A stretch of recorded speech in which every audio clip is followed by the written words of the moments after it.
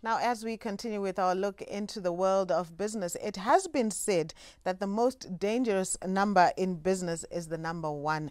Now, never rely on one person for a certain position, and this is what they encourage in business. In your company, if you have one, you are not an entrepreneur, you are a hostage. Now, to help us unpack this theory and to have this conversation around the number one, we have our resident entrepreneur, our chartered vendor in studio this morning, we started calling him Uncle Jerry, Mr. Jerry Nyazungu. Good morning. Thank you, Father. How are you? Great, thank you. How has your week been? It was okay. How is business? Business is fine, except for the challenges. We are also we're coming from COVID. Right now, with the Ukraine-Russian war, fuel is now at $1.90. So things, yes, they're a bit bad, but we're striving. We're Zimbabweans, end of the day. We are hopeful. Yeah. We're always hopeful. So this morning, we're talking about the number one and the theory that you must never rely on one particular person to do something. And for you, what made you come to this conclusion that you cannot rely on one?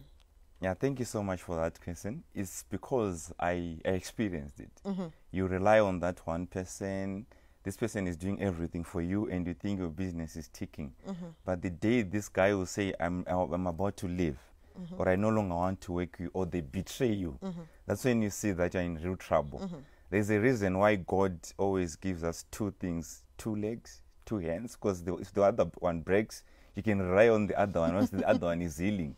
So I've noticed also for the entrepreneurs who I'm actually advising that when they face this kind of situation, they even give up totally for the whole position.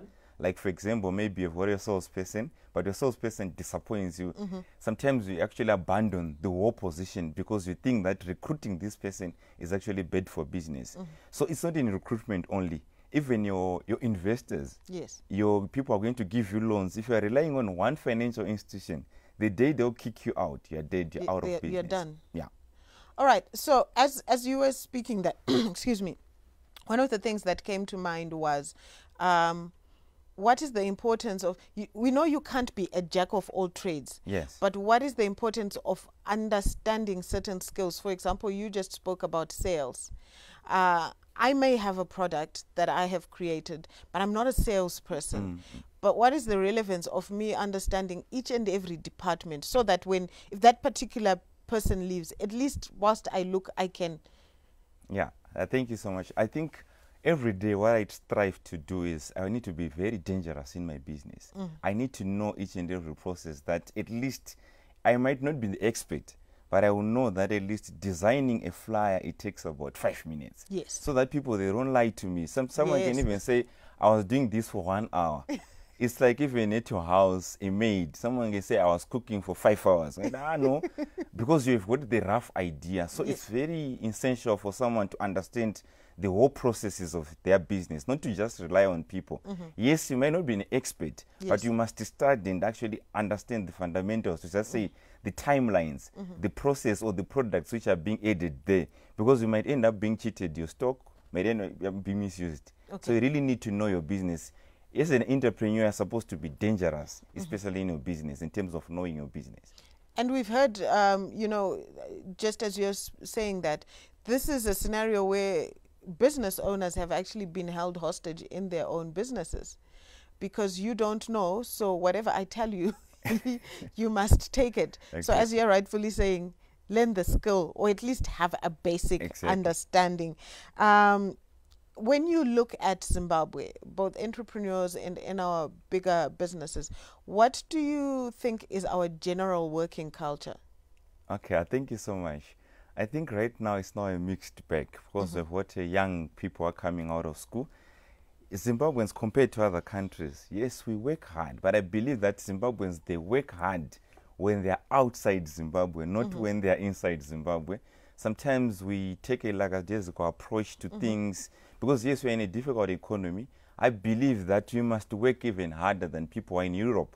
But if you hear the working culture in Europe, people, they work very, very, very hard. In Europe, in America, I think if you adopt that kind of culture, or in China, we can be better and we can even be one of the best countries in Africa. But I believe our 8 to 5 approach is not helping us anymore.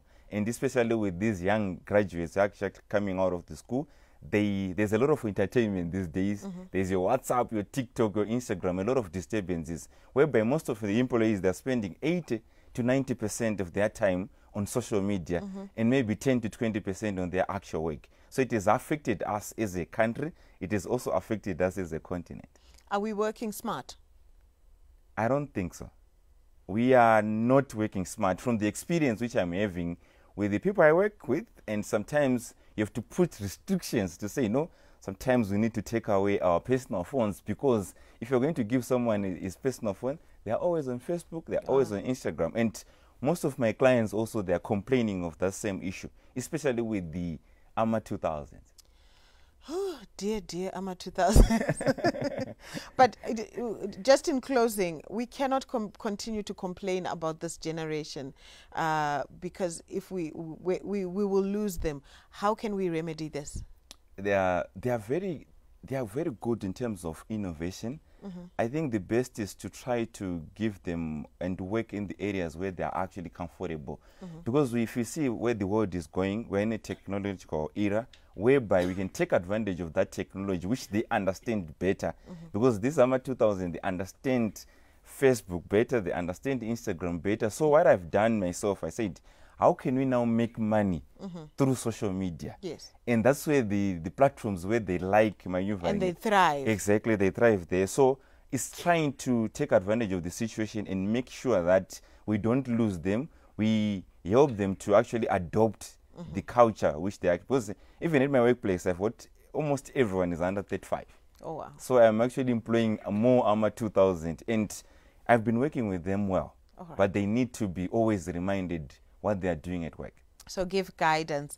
As always, we're always excited to have you here because you always have a little bit. And I believe Friday is the best day to have these conversations because most people are formally employed. Weekend is their time to get into their side hustle, to plan it, to strategize it. So if we go into the weekend with these little nuggets, you are helping us to build our future empires. So we're always excited every time you come through. Thank you so much. And hopefully we will have you back again soon. That was our look at entrepreneurship with our resident entrepreneur, the chartered vendor, Mr. Jerry Nyazungu.